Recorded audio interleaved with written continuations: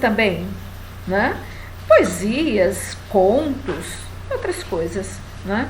E essas pessoas que o estudo da literatura chamou de heterônimos, né? Essas pessoas, cada uma escrevia sobre o mundo da sua maneira, né? Ele criou muitos heterônimos. Os três mais conhecidos são o Álvaro de Campos, o Ricardo Reis e o Alberto Caeiro, né?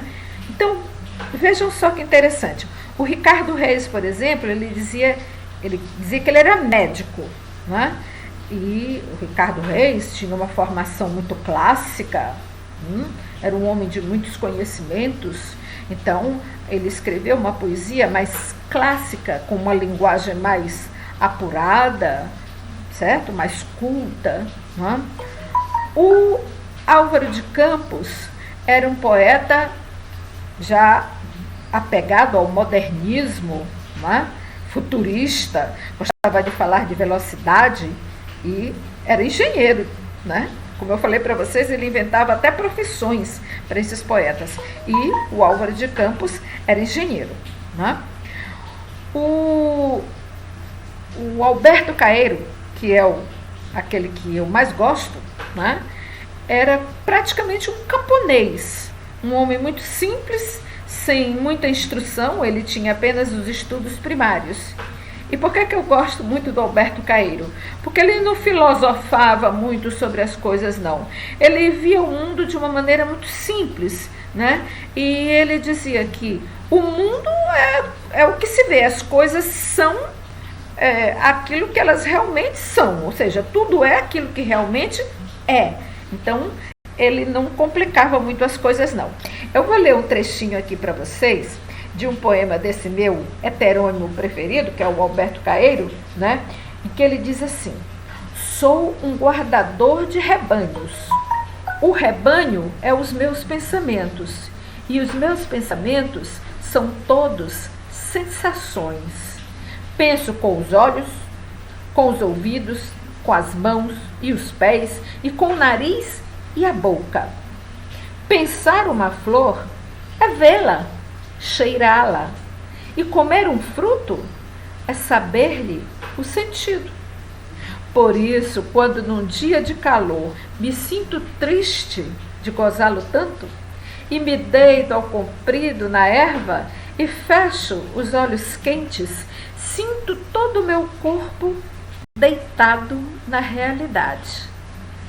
Sei a verdade e sou feliz. É por isso que eu gosto do Alberto Caeiro, certo?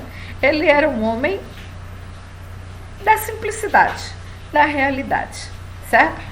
Mas então, gente, Fernando Pessoa é um poeta do período literário conhecido como modernismo e é considerado um dos maiores escritores da língua portuguesa. Eu diria que o seu rival, né, aquele que disputa com ele o título de o maior escritor da língua portuguesa, é Camões, certo?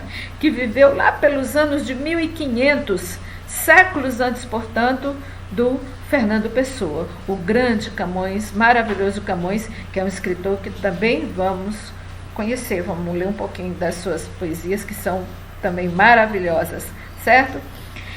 Para terminar essa nossa aulinha aqui de literatura, esse nosso comentário, eu queria ler um poema chamado Mar Português, de Fernando Pessoa. Esse é dele mesmo, do Fernando Pessoa, né? Não é de nenhum dos escritores imaginários que ele inventou, é dele mesmo, Fernando Pessoa.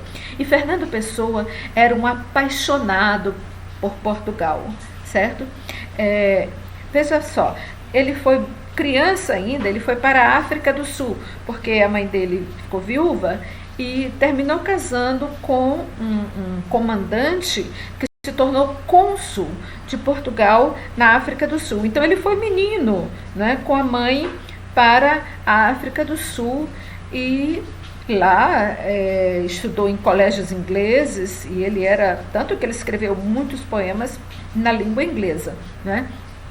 Mas depois que ele voltou para Portugal em definitivo, né, já rapaz, ele nunca mais quis ir para a África do Sul, ficou um tempo mesmo sozinho morando em Portugal e era um amante das tradições portuguesas, da língua portuguesa, né, da cultura portuguesa e da grandeza que um dia Portugal teve na época das grandes navegações. Né? E ele escreveu muitos poemas sobre esse período das grandes navegações portuguesas. Né? E falava muito do mar de Portugal, porque a gente sabe, a história conta isso para a gente, né? Que as grandes navegações dos portugueses muito contribuíram para que o mundo se tornasse, tivesse contorno geográfico que hoje tem. Né? Então, eu vou ler aqui um poema dele chamado Mar Português, que diz o seguinte: